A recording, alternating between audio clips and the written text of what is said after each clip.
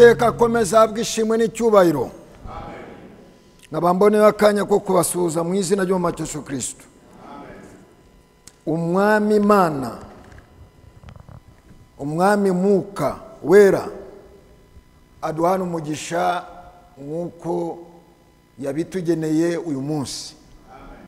Nkabamba saba n'abavandimwe duhujwe n'amaraso y'umwami mu gihe tugiye kumva ijambo ry'Imana, umugisha w'Imana tuwifurizanye mu gihe ijambo rigiye gutambuka. Uwo mwegeranye umuha akaboko umubwira ngo Imana ikumere umugisha. Imana ikumere umugisha. Tugihagaze turasoma ibyanditswe byera. Turasoma ahantu habiri. Turasoma muri Matayo igice cya 17 murongo wa mbere kugeza ku wa 7. Turaza gusoma no mu byakozwe n'intumwa igice cya 9 murongo wa mbere kugeza ku wa 6. Tugiye gusoma muri Matayo igice cya 17.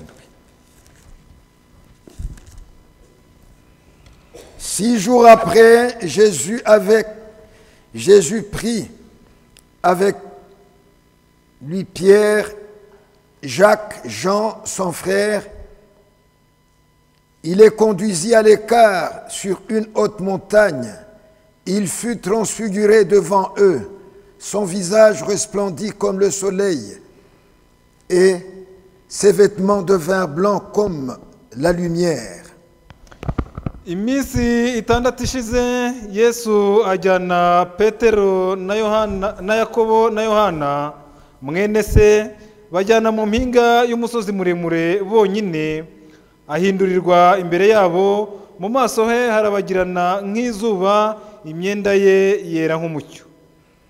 Et voici Moïse et Élie leur apparurent s'entretenant avec lui. Pierre, prenant la parole, dit à Jésus: Seigneur, il est bon que nous soyons ici. Si tu le veux, je dresserai 3 tentes, une pour toi, une pour Moïse et une pour Élie. Maze Mose na Eliya barababonekera bavugana nawe. Petero abwira Yesu ati: Mwami, ni byiza ubwo turi hano. Nushaka ndaca ingando 3 hano, imwe yawe, indi ya Mose, indi ya Eliya. Comme il parlait encore, une nuée lumineuse les couvrit. Et voici une voix fit entendre de la nuée ces paroles: Celui-ci est mon fils bien-aimé, en qui j'ai mis toute mon affection, écoutez-le. Akibivuga igicu kirabakingiriza, ijwi rikivugiramo riti: Nguyu mwana wanjye nkunda nkamwishimira, mumwumvire. Lorsqu'ils entendirent cette voix, les disciples tombèrent sur leurs faces et furent saisis d'une grande frayeur. Mais Jésus, s'approchant, les toucha et dit: Levez-vous, n'ayez pas peur. Ils levèrent les yeux et ne virent que Jésus seul. Abigishwa babyumvise bikubita hasi bubamye baratinya cyane. Yesu arabegera abakoraho, arababwira ati: Nimuhaguruke mwitinye. Bubura amaso ntibagira undi babona keretse Yesu wenyine. Byakozwe n'intumwa igice cya 9.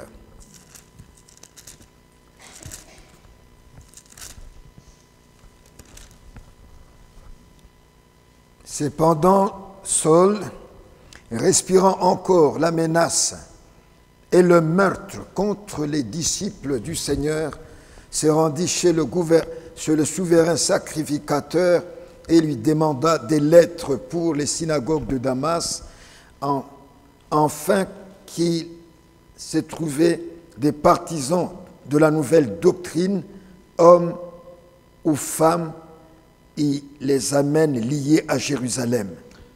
Ariko Sawuli akomeza gukangisha abigishwa b'umwami ko bicwa, ajya ku mutambyi mukuru amusaba inzandiko zo guha abamasinagogi y'i Damasiko kugira ngo nabona abantu b'inzira ya Yesu, abagabo cyangwa abagore, ababohe abajyana i Yerusalemu. Comme il était en chemin et qu'il approchait de Damas, tout à coup, une lumière venant du ciel resplendit autour de lui. Il tomba par terre et il entendit une voix lui disait « Saul, Saul, pourquoi me persécutes-tu » Akigenda yenda gusohora i Damasiko, umucyo uramutungura uvuye mu ijuru uramugota. Agwa hasi yumva ijwi rimubaza riti, Sawuli, Sawuli, undenganyiriza iki? Il répondit, Qui es-tu, Seigneur? Et le Seigneur dit, Je suis Jésus que tu persécutes. Il te serait dur de regimber contre les aiguillons. Aramubaza ati, urinde mwami? Nawe ati, ndi Yesu urenganye. Ariko haguruka ujye mu mudugudu uzabwirwa ibyo ukwiriye gukora. Uwiteka atanga umugisha ku bw'aya magambo ye. Ijambo tugiye gufatanya, umugati utunga ubugingo bwacu, umutwe w'ijambo ukaba uvuga ngo twese n'abandi batari hano tugomba kumwumvira.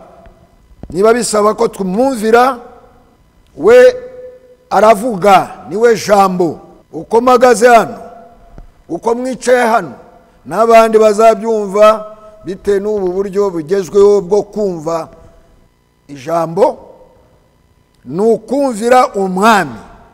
Abantu benshi bakunda kuvuga ngo umwami, hari n'igihe batazi n'uwo mwami uwo ari we. Ibyanditswe byera bikaba bihamya uwo mwami. Umwami n'umwe, uwo mwami ni umwuka. Uwo mwami niwe ushoboza n'abagaragu be.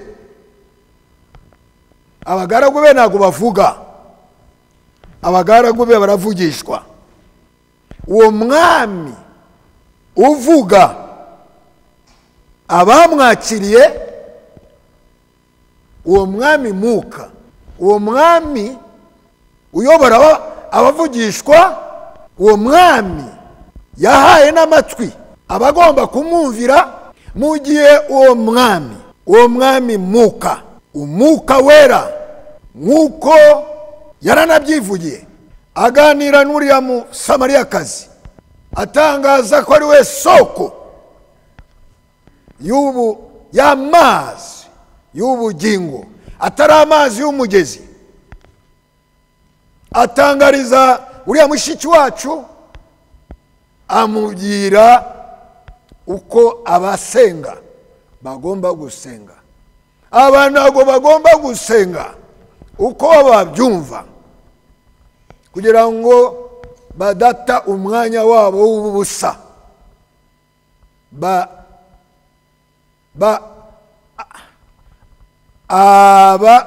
Abasenga batumvira umwami ari we mwuka, basenga nyuma y'ubushake bw'Imana. Imana ntago tubanye nayo gutyo. Imana ni umubyeyi, ifite n'igitsure ko ari we wese ikeneye kubahwa. Ni umubyeyi, ni umutware, sibyo? Haba Tomasi wowe uhagaze hano imbere yacu, haba n'abicaye n'abandi bazumvira ijambo, twese umwami mu buryo bwo kumuhesha icyubahiro muri uyu mujyi n'ahandi hose bisaba ko tumwumvira. Amen. Nta bintu by'akamenyero. Erega wabashe kumvira ngo ngume hano, noneho ibikona bize kungaburira, noneho nkomeze kunywa amazi. Nta by'akamenyero. Mu gihe Imana itanze oda, itegeko rirubahirizwa. Ari umudamu nkeneye gutabara, hari umupfakazi washiriwe ariko ufite umutima ukeye, sibyo? Ufite umutima wo kumvira ijambo, ntabwo ameze nk'abandi bapfakazi bafite ubwiyemezi bwinshi, ariko ni umupfakazi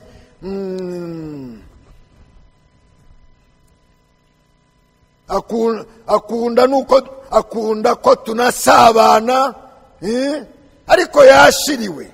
Aranyumvira Eliya, nta by'akamenyero, haguruka uve hano ujya kumureba. Nateguye n'umutima we wo kwakira ijambo ryawe. Amen.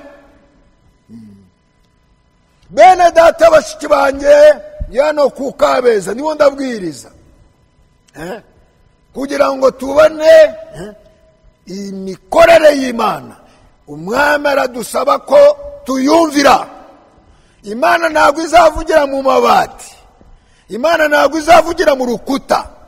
Imana izaca mu bantu bameze nkawe, ariko uzaze wumva icyo Uwiteka avuga. Amen, amen. Noneho Eliya yasuye uwo mudamu yikoreje abapagasi imifuka y'umuceri.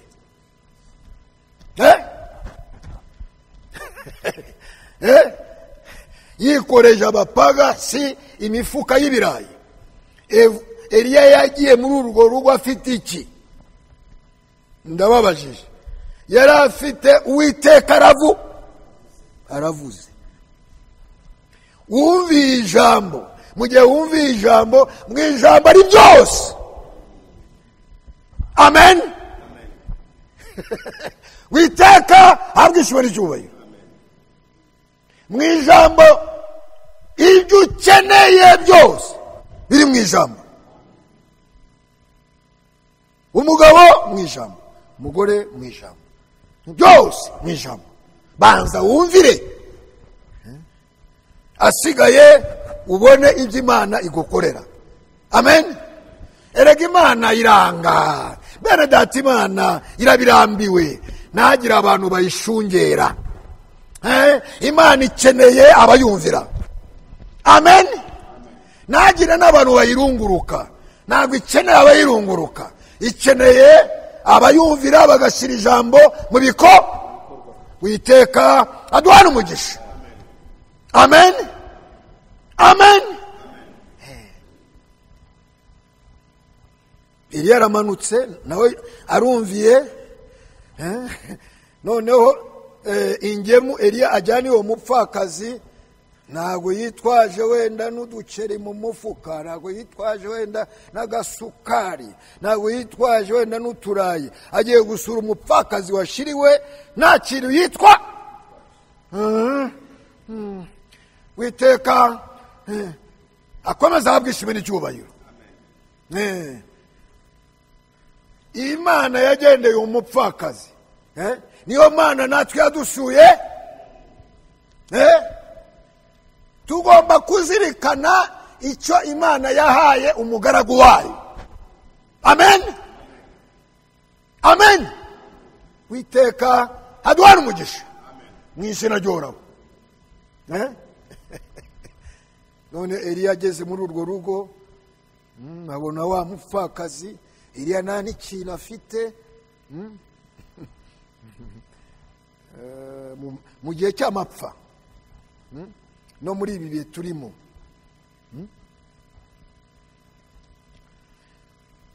hari igihe nkunda kubaza, ariko tubaza n'ibintu bikomeye, twavuga n'ibintu bikomeye. Navuga Yesu Kristo yavuze ibintu bikomeye bisa no kurusha abantu. Ngo mukundane nk'uko nabakunze, aterura iryo jambo.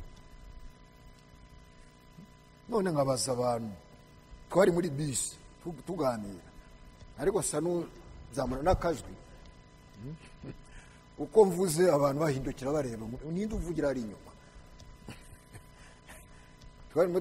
Ari umukecuru wari unyicaye ku ruhande turigenda tuganira, ndavuga ngo biriya Yesu yavuze ngo dukundane nk'uko yadukunze, nta muntu n'umwe wabishobora.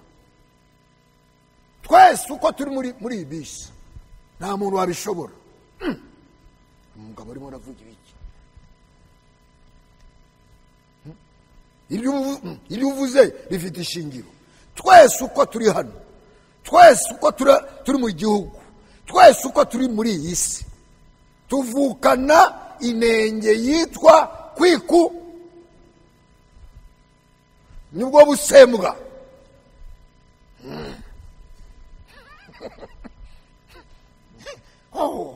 Nibwo busembwa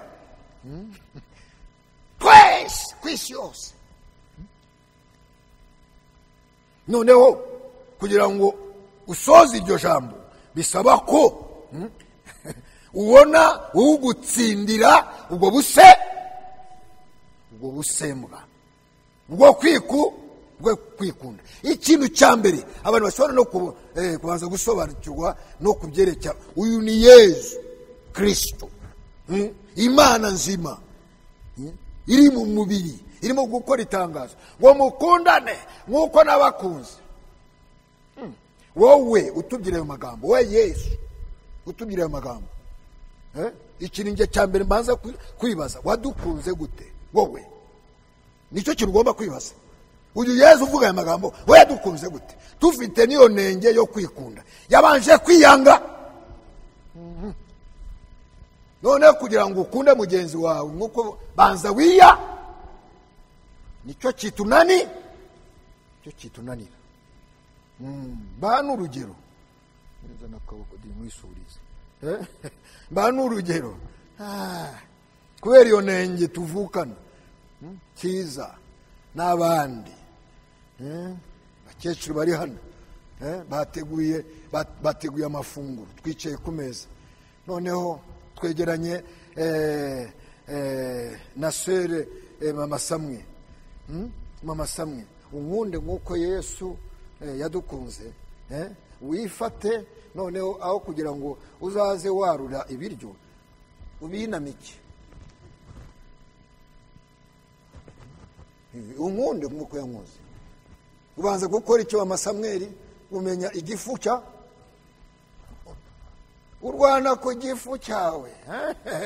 Ntago uhangayika uvuga ngo reka namike Tomasi abanza ahage, noneho ngewe nkurikire inyuma. Nibyo ngibyo.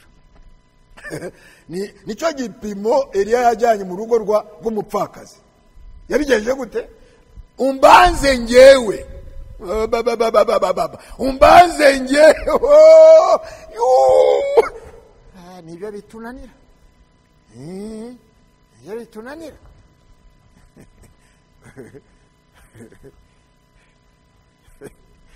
Ari ibintu bisetsa. Turago tuba umuntu abona utuntu twinshi.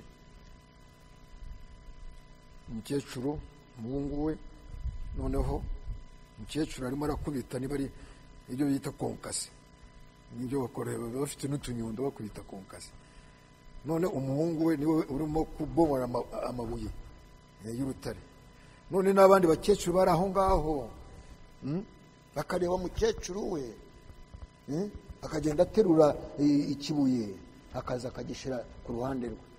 None nkamwitegereza, none kuki udafasha abandi bakecuru? Erega ngomba gufasha mama. Mama wambyaye, abandi ntago bambyaye. Ahita amenya uwe, ntabwo ashobora gufasha abandi. Ariko igipimo kirebana na biriya Yesu yavuze kigeze ku mupfakazi. Umbanze ngewe, tubanze Imana, noneho twe dukurikire sibyo? nibyo mbanza njyewe ngo mbanza ujya kunegurira umugati, noneho mbanze ndye, noneho jya kuzanira n'igikombe cy'amazi. Uwo Eliya ntabwo agiye muri urwo rugo gusabiriza, ariko afite n'ingemu Imana yamuhaye yo kugemurira uwo mupfakazi. icyo Imana yashaka kuri uwo mupfakazi ni ukwirebaho, cyangwa akareba ku mwana we. Yahise yiruka ajya gushyira mu bikorwa ibyo Eliya yamubwiye.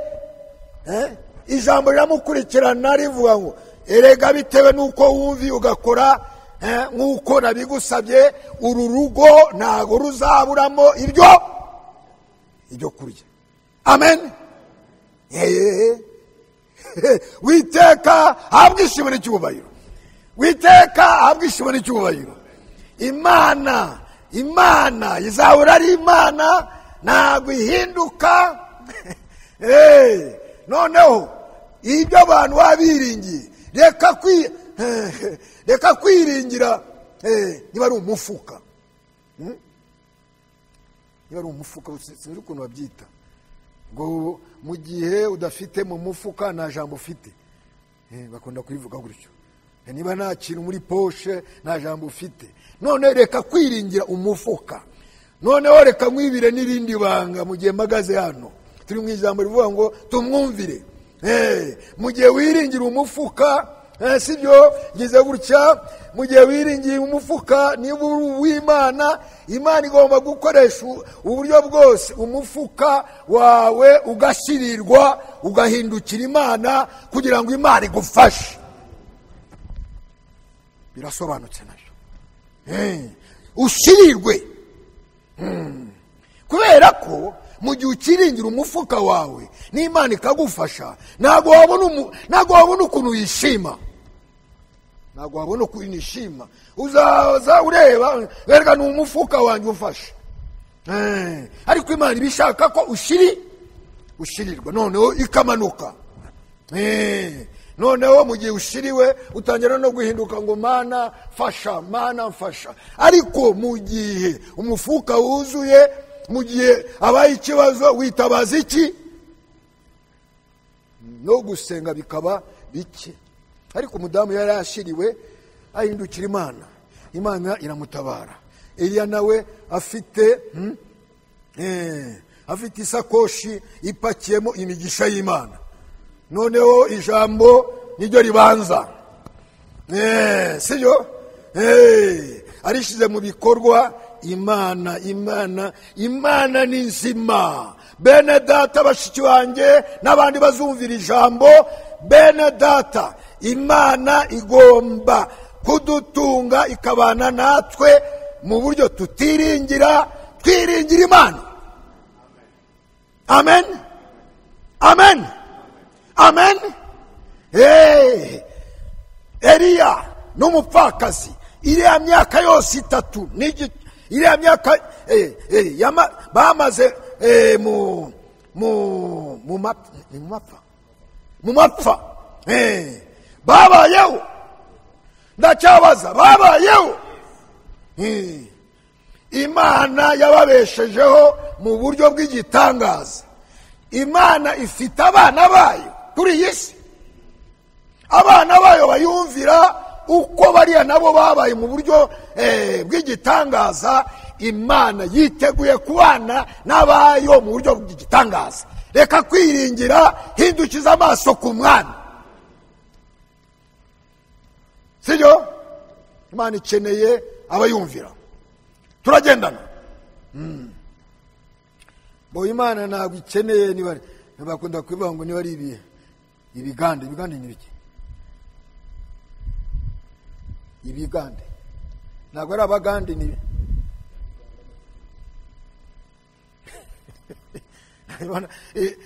Imana ntabwo ikorana n'ibigande. Imana ikorana n'abana bayumvira. Noneho ni ibingibi twasomye hariya muri Matayo igice cya 7. Ngo mwami twarakoze, mwaramaze. mwaramaze ntabwo munyumviye murimo murajya gukora mukora ibiki noneho ushobuja wanyu uvuga ko mukora arabagaye ntabwo abagaye ntabwo mbazi mugende kandi twaragukoreraga niba babye ngo munkorere mwebwe nyene abanyumvira sibone data nyene abanyumvira suko twabisomye tugitangira ngo uyu niwe mwana wanjye nkunda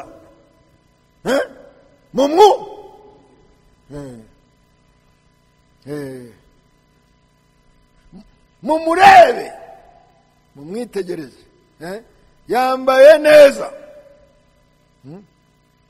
n'urukweto rugezweho ntabwo ari ibyo yavuze ngo n'ijambo ryahozeho amen nibyo imana ntabwo ikorana n'ibiga nari ngiye gushyiramo akantu ko kugobeka gato ntabwo ari abagande ni ibigande bene data bashiki banjye urabona sawuli wo mu isano rya kera sibyo na Dawudi ni ikinyuranyo sibyo Sawuli c'est le type de la chair ni urugero rw'umubiri ariko Dawudi nk'uko n'ibyanditswe bivuga uw'Imana yakunze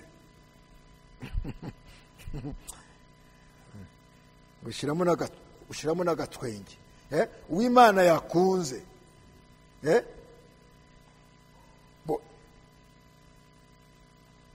Imana ko ari urukundo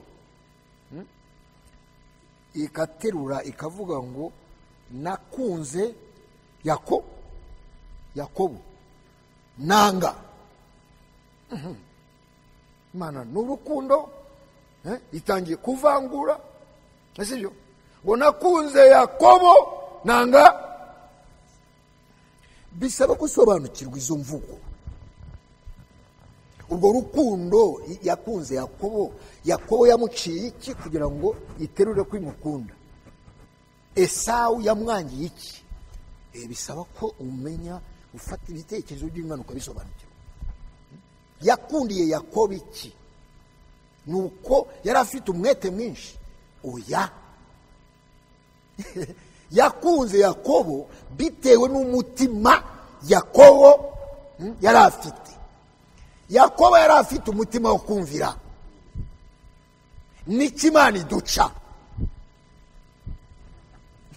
ntabwo iguca ibindi Imana yagukunze bitewe n'uwo mutima yakubonyemo uwo mutima uzayumvira nicyo iguciye noneho mu gihe Imana iteruye gutyo ikavuga ngo nakunze Yakobo nanga Esawu Imana ntabwo yisubiraho kugira ngo usobanukirwe uwo yakunze izahora imuko umurege uvuge ngo afite intege nke mu gihe Imana yaramukunze gize gutya yaramukunze niyo mpamvu ubona n'igihe Imana ivuga ngo nakunze Yakobo nanga Esawu Imana mu gihe ivuze ngo uyu muntu aramukunze ni umunyamugisha ikintu yangiye Esawu ni wa mutima wo kutumvi nicyo Imana yanga ntabwo ikwanga kubera ishusho yawe cyangwa iki ikwangira uwo mutima noneho impamvu none igukundira wa mutima wo kumvira sureba mu gihe ivuze ngo Dawudi ni umukunzi wanjye sibyo uwo mukunzi we araza gukora n'amakosa ndababajije araza gukora n'amakosa araza no kuyakora yicishe wuri akore n'ibindi bibi, sibyo? Kubera ko ari umukunzi w'Imana, Imana icyo ikeneye ikibona ni wa mutima wo kumvira. Ntabwo Imana itwikiriye, sibyo? Amakosa ye imutumyeho umuhanuzi Natani, sibyo? Natani amusheho. Bene data bashiki banjye, mu gihe tuvuga ko Imana yaradukunze, ikintu kigaragaza ko uri umukunzi w'Imana ni ijambo ritambutse umanika amaboko, ntago wiregura, sibyo bene data? Nicyo kiranga abo Imana yakunze. Amen, amen. Natani agiye kwa Dawudi, aramusanze, amugemuye iki? Imana yabonye amakosa ya Dawudi, sibyo? Imana yo ntabwo itwikira ngo ntabwo ugira gute na gutya. Bene data, Imana yahoze ari Imana, iri Imana, izahora ari Imana, sibyo? Simbona ko Abrahamu ashaka kurengera amagara ye, yabwiye Sara ngo sha ndengera bataza kunyica kubera wowe, vuga ko uri mushiki wanjye, sibyo? Noneho Imana isanga uriya mwana muri rya joro yavuze iki? Uriya ni umugaragu wanjye, uyu ni umugore we, musubize. Imana ni nyakuri, twe turi abanyantege, ariko Imana ni inyembaraga. Ikintu idutabaza ijambo ryayo. Uw'Imana yakunze mu gihe Imana ivuga arumva, n'abashinga izosi, sibyo? Natani agiye kwa Dawudi, atangiye kuzana imigani. Urega ngo ari umuntu umwe wari ufite intama imwe, undi afite intama 5, noneho abonye abashitsi, noneho wa wundi wari ufite 5 ajya gufata ya ntama imwe ya wa wundi kandi afite 5. Dawudi mu gihe bavuga iby'abandi ni ushira karimo imbere, mu gihe bikugarukiyeho ufunga umunwa. Mu gihe urimo kuvuga abandi, erega yarananyeranye, none wowe abandi nibo bananyeranye, wowe sibyo? Mu gihe ari iby'abandi wahita usizora cyane, ariko mu gihe bikugarukiye utangira gufunga umunwa. Ngo reka ngo ninde muri ubu bwami wanjye? Ntabwo wumva Dawidi aratangiye ngo ninde muri ubu bwami wanjye ukora ibintu nk'ibyo n'ibyo? Ndashaka kumenya uwo muntu. Umuntu ureka intama ze 5 akajya gufata intama y'undi y'umukene, ninde mumunyereke? Noneho Natani umuhanuzi w'Imana ahita agira gutya, erega ni wowe papa. Buni ngewe gute? Ni wowe wari ufite abagore benshi, wajya gufata uriya mugore wa Uri, ufite bangaye? Tangira gukanura amaso umuntu Imana yakunze ukuntu yifata imbere y'ijambo. Imana nicyo kintu dutabaza bene data. Uzaza kumva ijambo, mu gihe ufite n'intege nke, Imana igutabara yifashisha ijambo ryayo. Amen, amen. Witeka haduhana umugisha, uzaza kumva ijambo, nibwo buryo bwo kugutabara, siyo? Erega ni wowe Dawudi, ningiye gute? Reba n'ibintu wabashe gukora, ubikora mu ibanga rikomeye, washatse no kwirengera. Uko byagenze washatse no kwirengera, noneho wifuza umugore wa Uri, sibyo? Kandi umugore wa Uri nubwo yari umugore wa Uri, kugira ngo byose mubisobanukirwe, nubwo yari umugore wa Uri yamaje gutwita, yifuzaga nawe kuba umugore w'umwami, kandi ntabwo ari kuba umugore w'umwami afite umugabo. Nuko nyumva ukuntu ibintu biba bimeze, kubera ko Dawudi yari afite abagore benshi, n'uwa Uri nawe akeneye kuba uwe. None biza kugenda gute? Dawudi ashaka kubitwikira, noneho kugira ngo bitwikire mu mayeri, reka amayeri reka amayeri kugira ngo bitwikire, ahamagara uri yari ku rugamba kugira ngo bitwikire yanda izitirirwe uri. Wumvise? Ni amayeri. Wumvise? Erega ni amayeri. Iri yanda izitirirwe uri, ahamagara uri ngo ngwino sha abandi basigare ku rugamba. Uri nawe araje, none hatangiye amayeri. Erega ngo jya mu rugo rwawe, jya kurara mu rugo rwawe. Uri nawe amubereye ibamba ntago njyayo, kugira ngo najyayo wa mwana wa Dawudi azitirirwe uri nawe ngo wo arakwama, amubera ibamba. Noneho none kwa mbere ibamba biragenda gute? Ari Satani yigisha ibindi Dawudi. Ndabibabwiye uko byabaye, kandi ndabibabwiye Satani yigisha uri uko bigenze Dawudi. Ngo noneho ntabwo ushobora kubera ko umudamu wa Uri nawe yatumaga aho Dawudi yavuga erega mfite ikibazo, nagize ikibazo, kandi nyuma mu muti bavuga icyaba nanjye nkaba umufasha w'umwami. Uri kunyumva? Ariko afite umugabo. Nuko byageze. Noneho Dawudi avuga biriya mudamu ko nakoresha amayeri ya mbere nafate, ngo reka nkoreshe ayandi, reka mwicisha.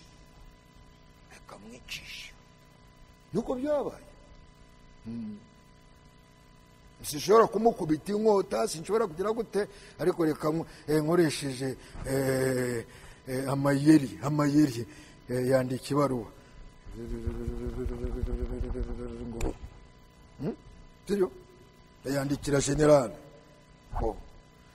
ayahu yayaye Uri. Iyo baruwa ya Uri harimo hadisemo urupfu rwe. Uri nayo yayifata inyara ijyana ayigeje kwa general itasoma.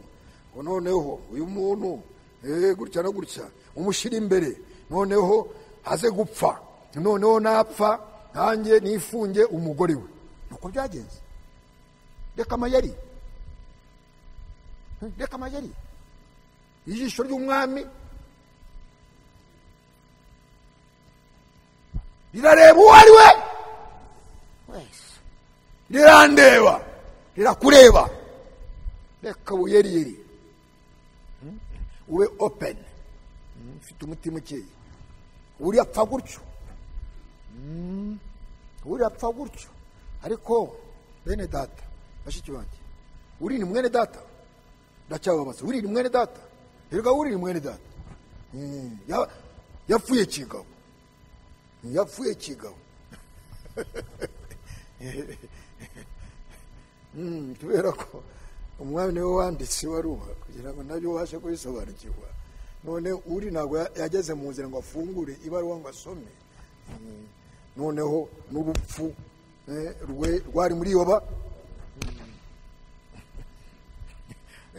Ngiye kuberekana kandi kantu mutari muzi. None urupfu rw'umwami meruri muri ibaruwa. Simureba ko zamuye Bibiliya, iby'urupfu rw'umwami biri muri iki gitabo.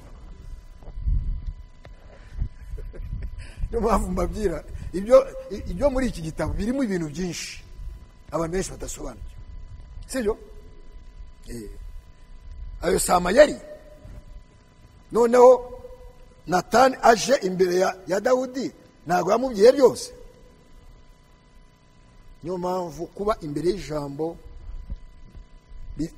ni ingirakamaro. Ijambo ribereyeho kuturondora. Amen. Ni ijambo ridutabara. Amayeri n'ibiki byose by'ubucakura zero.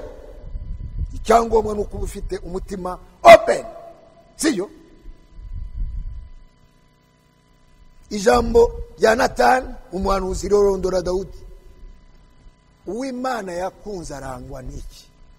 Ntazagira umuntu utubeshya. Siyo?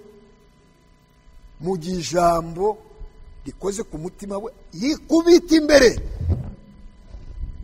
ntabwo yiregura, ntazagire umuntu utubeshya. Uw'Imana yakunze imbere y'ijambo aroroha. Dawidi amanika amaboko aravuga ngo nacumuye ku Mana. Nuko bimeze, ntazagire umuntu ubesha abera n'Imana. Amen. Icyo ni cyo kintu ducungiraho. Imbere y'ijambo ntabwo wiregura, imbere y'ijambo urapfukama, sibyo? Uw'Imana yakunze arayumvira, sibyo bene data? None Dawudi wakunzwe n'Imana yakoze n'amayeri, akora n'amakosa imbere y'ijambo, arapfukamye. Imana yavuze iki? Imana yavuze ngo ndakubabariye kubera ko nagukunze, sinshobora kukwihakana, ariko ntago nabura gufata akanyafu. Ndi umubyeyi, nuko Imana ikora. Ndakubabariye ariko ndafata akanyafu. Wowe wabikoze mu ibanga, ariko njyewe Mana ntago nkora mu ibanga, njye nzabikora izuba riva. Umwana we wamuvumbukanye aramwirukana, akora amahano. Bible turayifite, sibyo? Amwirukana ku ntebe, niko kanyafu, kugira ngo mumenye uko Imana ikora, sibyo? Imana nta muntu irengera uwo ari we wese, uba umuhanuzi, ubiki, ubimuvugabutumwa, ijisho ry'Imana twese rituriho. Amen. Umwana we niwe wamwirukanye ku butegetsi, sibyo? Umwana we niwe wakoze n'amahano. Dawudi agenda yiruka. Noneho umuntu w'akarema niwe wamuteraga ivumbi, amuterana n'amabuye. Urazira amakosa yawe, genda. Noneho Dawudi arimo kwiruka, umwana we nawe ari kumushushubikana. Noneho abantu bahunganye na Dawudi, niyo mpamvu shimira Imana, nzahora nyishima. Abantu bagendana n'umwami ntabwo ari ibigwari, bari abantu b'ibigabo, b'intwari. Abantu b'intwari bashigikiye uw'Imana nubwo ari mu kaga, bashigikiye uw'Imana yakunze. Amen. Sibyo bene data? Baba n'ibyegera babona wa wundi w'akarema arimo kuzomera Dawudi, amutera amabuye, azamura ivumbi. None bamwe mu begera ngo Dawudi watwemere tukavanaho izosi by'uyu muntu. Bene data bashiki banjye, manitse amaboko imbere yanyu. Urugendo turimo naho ngaho twabyumvise no mu ijambo ritangira, ikizagera ku iherezo ni urukundo. Amen. Kandi mu gihe tuvuze urukundo ntimuzaze mubyumva mu mubiri, kubera ko ntago bagusura, ntago bakugemurira amasaka n'ibiki ngo na rukundo ruhari. Oya, ntago ari ibyo ngibyo. Urukundo rurimo ibintu byinshi. Urukundo rurihangana, sibyo? Reba barimo baramutera amabuye, ni umwami urimo kwiruka, ahise avuga ngo nimuvaneho izosi. Reba n'umwana wanjye ari inyuma yanjye. Noneho niba umwana wanjye ari inyuma yanjye, rubanda noneho ntabwo rwabura kunyota. Niba umwana wanjye anyirukana, rubanda noneho mwarureke rukanyota. Dawudi agenda gutyo, ariko mu gihe yiruka, ni akanyafu, mufashe, ni akanyafu, nereka ni akanyafu. Ariko nubwo ari akanyafu, Imana yaramutereranye. Reka mbivuge none mu Cyongereza, never. Imana ntabwo yamutereranye. Nongeye kubisubiramo, Imana mu gihe iba yaragukunze ntabwo ihindagurika, ihora ari Imana. Amen. Amen. Nuko Imana iteye ntabwo imeze nk'abantu, sibyo? akanyafara kariye pe.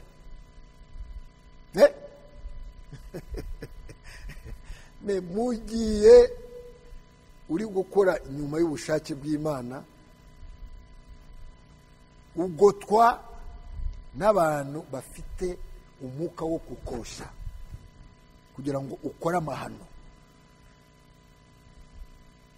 Absalomu aho yasigaye, abajyana bamubwira ngo wa mwana we, uriya papa wirukanye n'umurwanyi, niwibwire ko uzategeka ahari kuri kirujya kumwica. Urikunywa kuri kirujya no kumwica. Arumvira, afata abantu bajya kuburwanya Dawudi nabo bari kumwe nawe. Mu gihe utumviye umwami, mu gihe utumviye ijambo, imyuka mibi iragusanga ikakugira inama mbi. Bimenye binjire mu mutima wawe. Ikimana idusaba no kuyumvira. Amen. Wanze kuyumvira imuteza iki? Imuteza amadani. Nibyo ubifate gutyo, nuko Imana iteye. Absalomu ajyana n'abantu bajya kurwanya se ngo amwice. Bya bigabo by'inkorokoro byari kumwe na Dawudi. Bigera Dawudi we gumariye.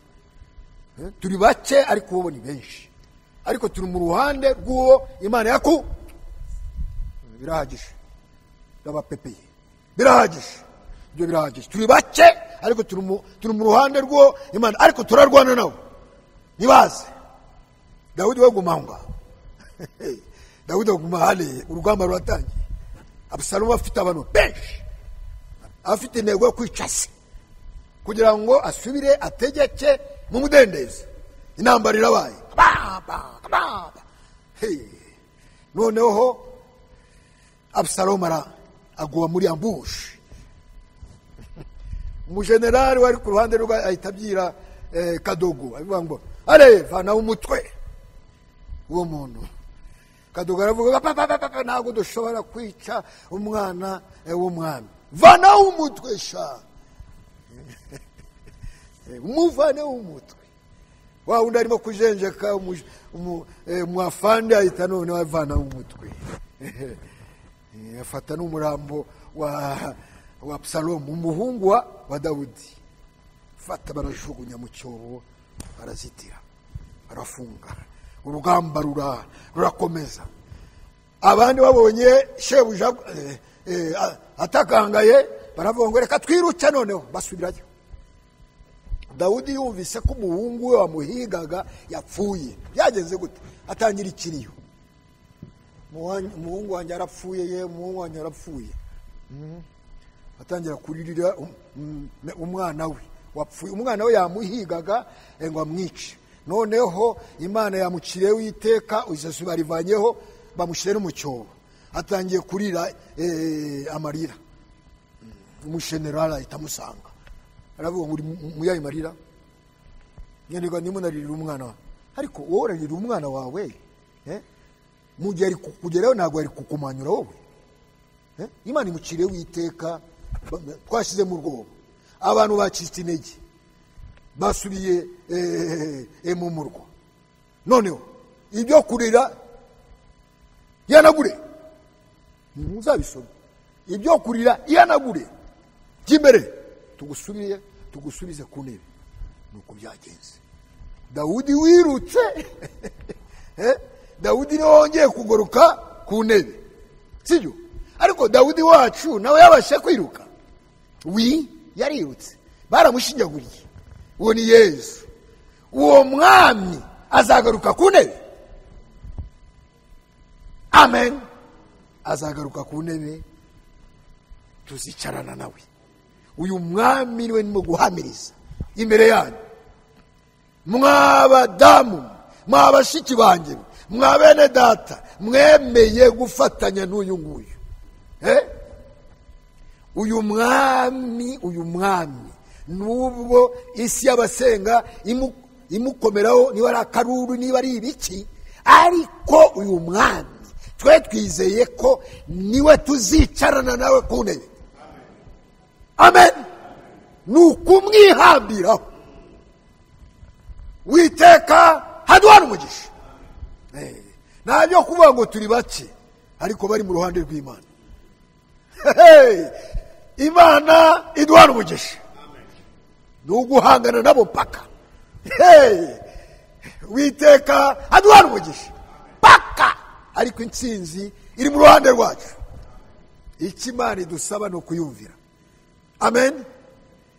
Ubu umunyantege nke ariko niba ufite ibanga wowe ni Imana, ko Imana yagukunze. Komeza urugendo. Imana ntabwo yicuza. Uwiteka aduhana umugisha. Sibyo? Naberetse ibintu binyuranyije ni Dawudi na Sawuli. Sawuli ni urugero rw'umunyamubiri, Dawudi ni urugero rw'umunyamwuka. Umunyamwuka arumvira. None tugiye gusoza, turi ku ijambo rivuga ngo tumwumvire. Dawudi yabashe kumvira Imana, narayumviye. Sawuli yigeze ayumvira.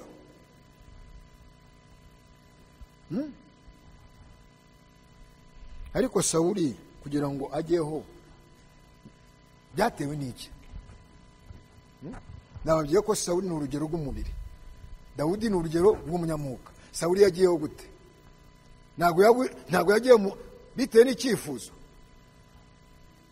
Wereka turabona abandi bayimureberaho. Turabona abandi bafite umwami. Ibyo kutugira ngo Imana nituyobora turabirambiwe. Dushaka kumera nk'abandi. Ntabyo kumera nk'abandi. Twebwe turi ubwoko bw'abatorani tugashirwa ku ruhande. Ntabwo twivanga n'abandi. Sibyo? Bafite gahunda yabo y'abami baho n'ibiki. Oya, ibi byo kutubwira ngo umwami niwe utuyobora, umwami niwe uri hamwe natwe, turabirambiwe. Dukeneye kumera nk'abandi. Murabikeneye?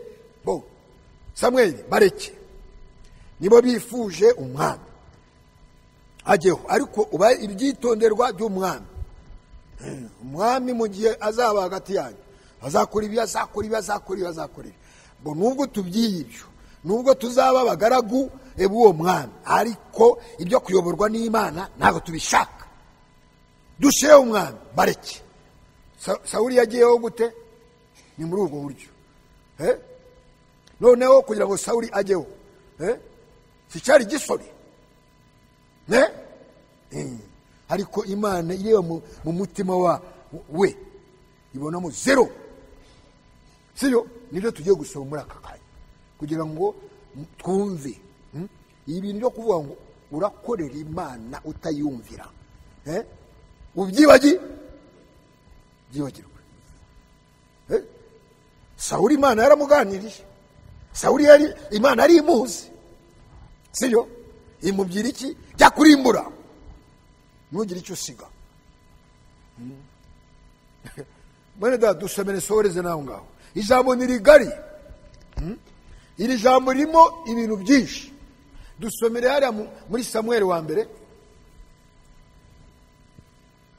igice cya 15 were ku murongo wa 12. Sohoreze naho ngaho dusenge twitaye. Samweli aramubaza ati, ariko uko gutama kw'intama kunza mu matwi no guhongerana kw'inka numva bigenda bite? Sawuli aramusubiza ati, bazivanye mu bamaraki, kuko abantu barokoye inyamibwa z'intama n'inka z'indatwa ngo nizo gutambira Uwiteka Imana yawe, naho ibindi byose twabirimbuye rwose. Mwabirimbuye rwose we? Mwabirimbuye wowe byose? Kandi bazanye n'amatungo sha. Ariko urabyumva? Ariko bene data ndimo ndasoza, ariko ndavuga wenda n'ijwi ryoroheje. Sureba nkariya Samweli wari wasize Dawudi Sawuli. Sawuli aturuka mu bushake buhuje n'icyifuzo cy'abantu. Imana izi umutima wa Sawuli, ajya ku ntebe. Uko nyumva noneho Imana yaganirije Sawuli ariko imuzi kugira ngo mubisobanukirwe. Imana yamuganirije iki? Amubwira ngo nukurimbura ntugire n'icyo usiga. Imana ntabwo yaganirije abantu kugira ngo usome ijambo umenye inshingano za buri wese. Ongera asubire muri uwo murongo dukurikirane twitoze mwumve. Sawuli aramusubiza ati bazivanye mu bamareki kuko 12 na 4 12 ari wahereye nahereye kuri 14 wari kuri 14 wanabye Samuel 15-12 yasomye 12. Maze Samweli azinduka kare mu gitondo ngo ahure na Sawuli. Babwira Samweli bati Sawuli yasohoye i Karumeli kandi yishingiye urwibutso, nyuma arahindukira arakomeza amanukana i Gilugari. Oya niyo yandi wasomye ni 14 handi. Samweli aramubaza ati ariko uko gutama kw'intama mu matwi no guhongerana kw'inka numva bigenda bite? Ni ibiki? Sura kwabije. Ariko azi ibyo Imana yari yamubwiye. None undi mu kwiregura ashize ibyo bintu ku bantu. Imana ntabwo yaganirije abantu.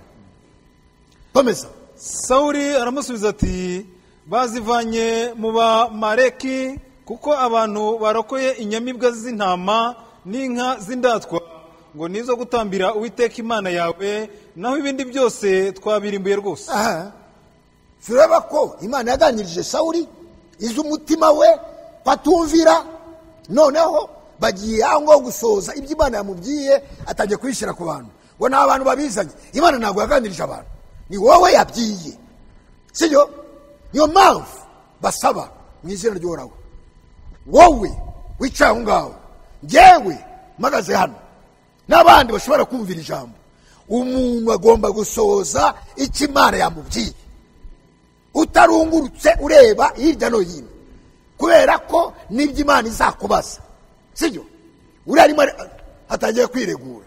Samuel nawe arahita afata ijambo amusubiza. Nuko Samweli abwira Sawuli ati ba uretse nanjye nkubwire ibyo Uwiteka yaraye ambwira ijoro. Uretse ibyo kwiregura uvuga ngo abantu ni Imana wewe yakuganirije, ni Imana ikeneye kusohoza ibyo yakubwiye, ibyo kubaza umugore, ibyo kubaza abo mugendana. Oya, ni wowe. Sibyo? Reka nanjye nkubwire icyo Imana yambwiye. Komeza. Aramubwira ati ivugire. Samweli aravuga ati mbese nubwo wigayaga ntiwagizwe umutware w'imiryango ya Isirayeli? Uwiteka ntiyakwimikishije amavuta ngo ube umwami w'Abisirayeli? Kandi akagutuma muri urwo rugendo akakubwira ati genda urimbure rwose ba banyabyaha b'Abameleki ubarwanye kugeza aho bazashirira. None se niki cyaguteye kutumvira Uwiteka ukikubitira iminyago ugakora ibyangwa n'Uwiteka? Umvise? Niki cyabiguteye? Ariko we mu kwiregura avuga ngo n'abantu. Oya, niki cyabiguteye?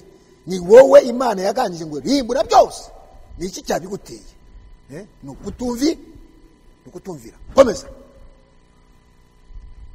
Sawuli abwira Samweli ati ariko kumvira numviye Uwiteka. Nagiye muri iyo nzira yanyoherejemo nzana Agagi umwami w'Abameleki, n'Abameleki ndabarimbura rwose. Ariko abantu nibo benzeho intama n'inka zarutaga izindi ubwiza muzarimburwaga, kugira ngo babitambire Uwiteka Imana yawe i Gilugari. Abantu nibo banze, abantu nibo bakubuza kumvira Imana. Abo mugendana nibo bakubuza kumvira. Urakiregura wowe. Imana niyo yakuganirije. Wowe wanze kuyumvira, noneho utangiye gushyira amakosa ku bandi. None ijambo ryo riracyakomeza. Dusomere mwene data. Samweli aramusubiza ati, mbese Uwiteka yishimira ibitambo byose n'ibindi? Uwiteka ntabwo yishimira ibitambo byose. Niyo mpamvu turi muri iri jambo rivuga ngo kumvira kuruta n'ibita.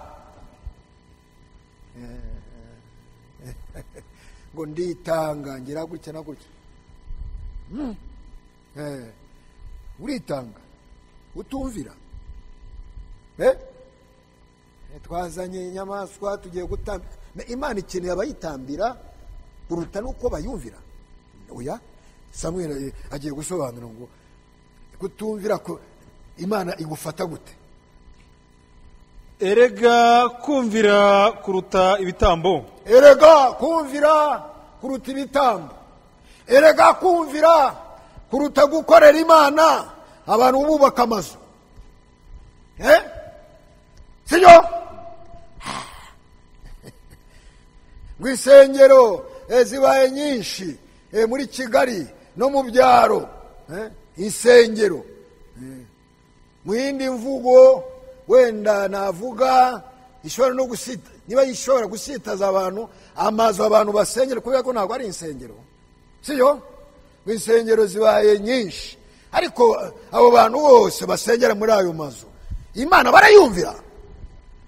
Ko Imana yaserutse muri iki gisekuruza igashyiraho umurongo ngenderwaho, abantu bagakomeza kubaka amazu, noneho abantu bakaba bari muri ayo mazu ngo basenga binyuranyije n'ubushake bw'Imana kandi batayumvira.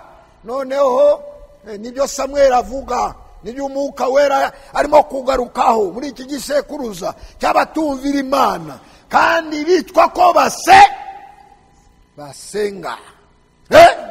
Nibyo insengero, nta nsengero ngiye mbona, nta nsengero Imana ibona. Imana ibona amazu. Abantu bari muri gahunda zabo, bari mu mishinga babyitirira Imana.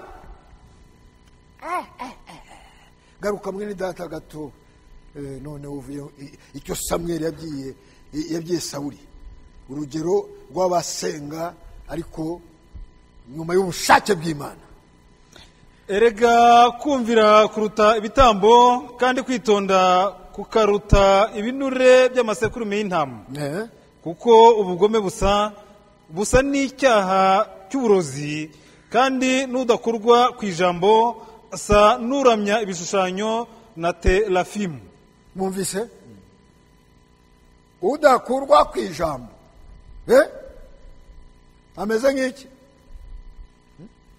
Imana ikabwira abantu, ikababwira ngo umurongo ngenderwaho urahari, umucyo w'akagoroba uramurika, ngo ya twe turazi turakomeza ibyacu. Udakurwa ku ijambo bimeze nk'iki? Bisubiremo, garuka gato ariya ku murongo wa 13, garuka ndimo ndasoza 15 umurongo yaho ngaho 14 wongera umanuke nashoje.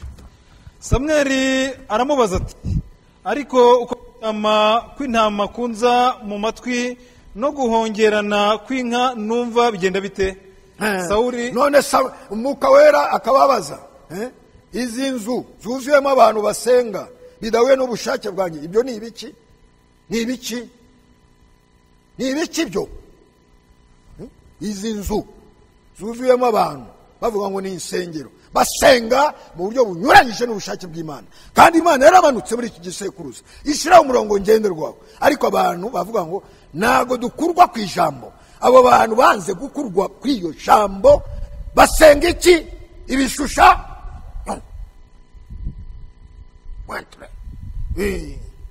Uko gutamatama numva ni ibiki? Ngo erega ntabwo nakosheje, ndimo ndakorera ijuru, iri hejuru ukorera mu gihe wanze kumvira Imana. Ariko bene data, wenda abantu bazaba bakeneye no kumva no kumenya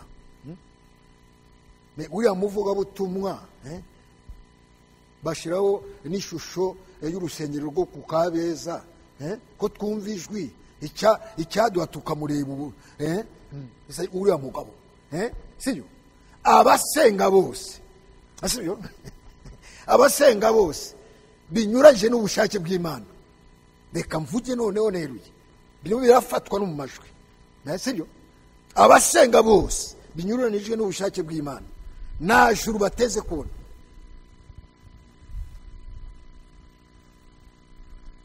Ntabwo wafatanya ijuru n'abantu bumviye Imana, ntabwo bibaho. Ijuru ni ry'abayumvira. Umuryango w'abami ni abantu batoranijwe bumvira Imana, ese byo? None uraza kumva hariya Samweli avuga ngo kubera ko wanze Imana ngutere umugongo ntabwo tuzagenda, kubera ko mwanze kumvira Imana ntabwo tuzagendana namwe.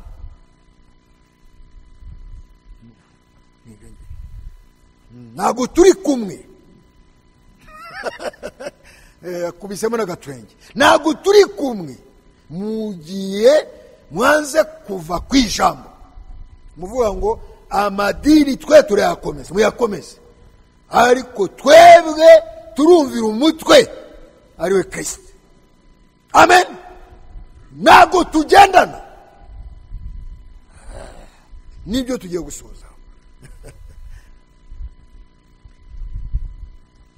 Dusomere. Kuko busa n'icyaha cy'uburozi, kandi n'udakurwa ku ijambo asa n'uramya ibishushanyo na terafimu. Kabisa.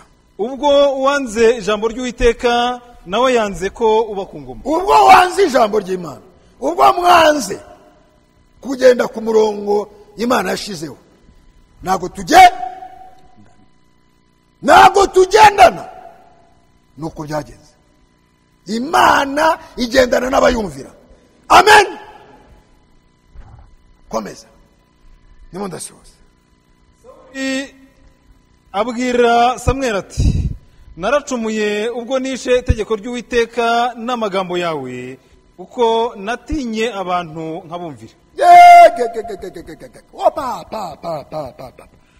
Wowe Imana ikavuga, aho kugira ngo uyitinye utinya abantu.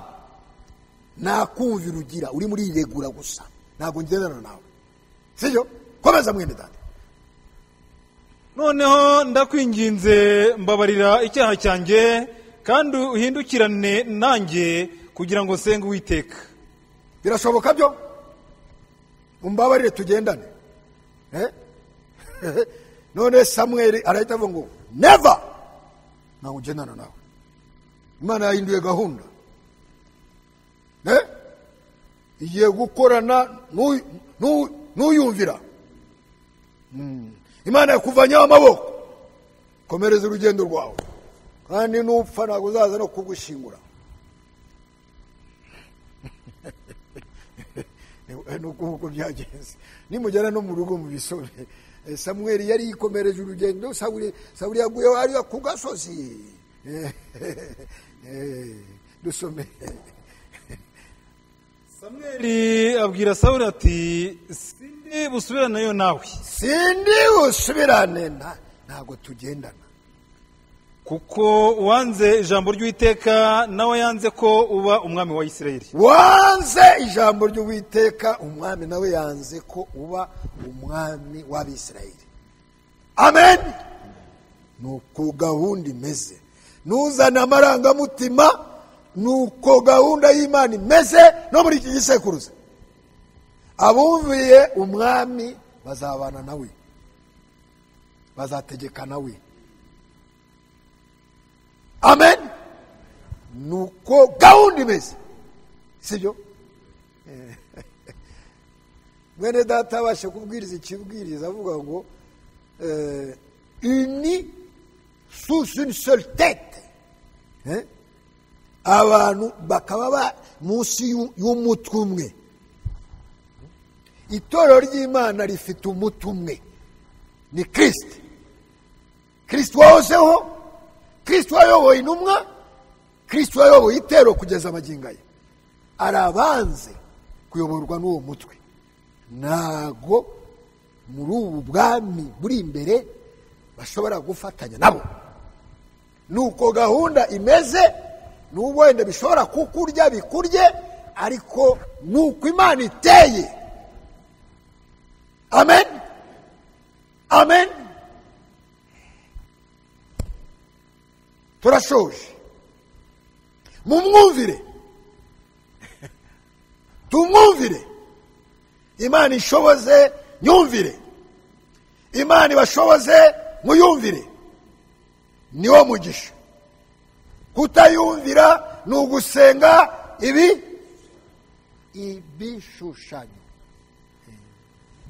nubwo bitagaragara, ni ugusenga ibishushanyo. Utireguye, utarebye hirya no hino, biragusaba ko wumvira Imana. Nakwiregura ngo ni umugore, nakwiregura ngo ni umugabo, nakwiregura ngo ni abantu musengana. No, Imana ni wowe yaganirije, gendana nayo. Duhaguruke twishira imbere y'Uhoraho. Ijambo rimaze gutambuka, ijambo niryo rirondora imitima. Wapfukama, wahagarara, waza hano imbere, ukumuka akuyobora. Imbaraga zose aho ziva, umwami yaziribatiye ku musozi. Imbaraga zose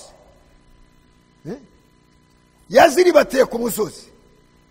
Intsinzi yarayidushikirije. Ni ukugenda muri iyo ntsinzi dushima uwaribase izo mbaraga ku musozi.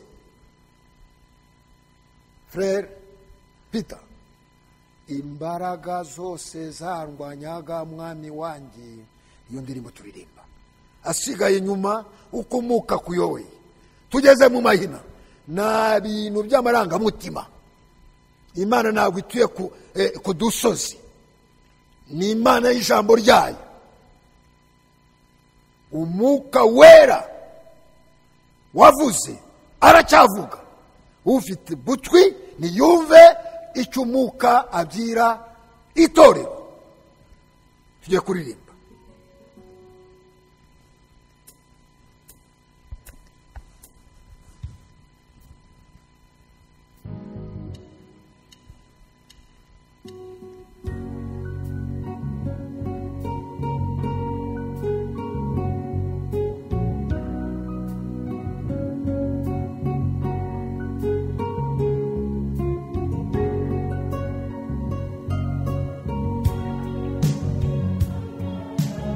Aburahamu, imirimo myiza wakoze mwami wanjye, wanyeretse kera yuko nkunda. Uyu munsi urabigeretseho, Ana y'Aburahamu, imirimo myiza wakoze mwami wanjye, wanyeretse kera yuko nkunda. Uyu munsi urabigeretseho, ingabire zingiyaba. Imbaraga zawe singizabo mwami wanjye.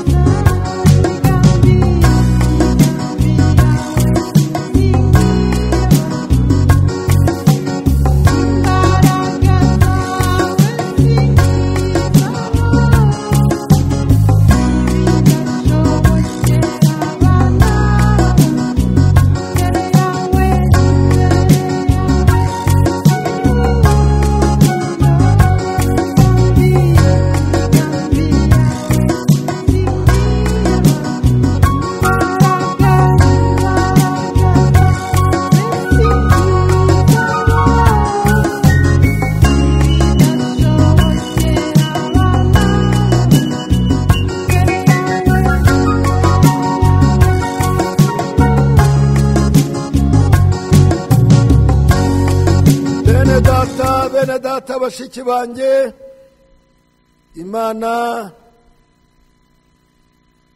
idahinduka yaganirije mwene data Dawudi ngo nsaba. Iyo Mana nimaje kutuganiriza muri aka kanya. Dawudi asaba Imana avuga ngo ntuzemere ko ngwa mu maboko y'abantu, wemere ngwe imbere yawe, aho kugwa mu maboko y'abantu tugwe imbere y'Uhoraho. niwe tugomba kuramya, niwe tugomba gupfukamira, niwe tugomba kubwira ibyacu. Buri wese amwikubita imbere agira icyo amubwira uko Mwuka amuyobora. Dusenge. Data twese uhoraho, Mana idahinduka, Mana yahozeho, Mana iriho, Mana izahoraho, ntabwo uhinduka nk'abantu, uhora uri Imana. Wagendanye n'abakumvira, imigisha yawe ibageraho. Mwami, byaguhimbaye kudusanga, uratwishurira. Mwami, wakunze Dawudi, natwe waradukunze. Washoboje Dawudi kukumvira. Mwami, wabanye nawe, yakoze n'amakosa koko, ariko ijambo ryawe wamugejejeho yararyumviye. Uwo mutima waduhaye dushoboze kukumvira. Mwami, Sawuli ntabwo yakumviye, wamutereye umugongo. Icyo ngusaba Mwami, wowe watangiye umurimo mwiza muri twebwe, uyu murimo usoze. Nutwemerere kugukorera, udushoboze kukwizera, asigaye uducemo, usoze umurimo wawe. Turi abanyantege nke, ntacyo dushoboye, wowe uri umunyembaraga. Wafashe iya mbere, umena amaraso yawe, uraducungura. Kubw'ibikomere byawe twabashe gukira uburwayi. Mwami, w'umugaragu wawe sabiye umugisha bene data, bashiki banjye, abera bawe, abari muri munsi y'iki gisenge n'abandi. Ijwi ry'umwami riza kugeraho bakakumvira. Mwami, ubabere igisubizo. Uzumva iri jambo akakwikubita imbere, musabiye umugisha utagabanije, umurambure ukuboko kwawe k'ubushobozi, mu gihe yaba afite n'ibimutsikamiye. Mu izina ry'uwanesheje, Mwami, mpagaze amasezerano ryawe, mu gihe yatuye akwizeye, nyuma y'ukumva ijambo ryawe, imyuka mibi hejuru ye ndayicyashe mu izina ry'umwami Yesu Kristo. Umuhe gukira uburwayi, kubera ko kubw'ibikomere byawe twakize uburwayi. Umugisha umaze kutugezaho, ndizera ko uza no kuwugeza no ku bandi. Iri jambo ryawe uduhaye nk'impamba, urivomere ryera imbuto nyinshi, ritume izina ryawe rihabwa icyubahiro n'ishimwe. Tugiye gushingura ibirenge byacu hano, dusubira amacumbi yacu. Icyo ngusaba udushoboze. Mwami, Satani wakugenzeho, natwe yiyemeje kutugendaho. Ntabwo tuburana nawe amasambu cyangwa icyo ari cyo cyose. Ni ukubera iri jambo dutwaye, n'iri zina dutwaye. Uhoraho utubere ingabo idukingira, uturwanire intambara zitari zimwe, utuganirize irindi yawe tuyumve mu mitima yacu. Ishimwe n'icyubahiro bikugarukire iteka ryose. Nkaba mbisabye mu izina ry'umwami wacu Yesu Kristo, amen. Amahoro y'umwami aruta ubwenge bwari bwo bwose atane natwe. Dutahe mu mahoro y'umwami. Nawe kuwa gatatu.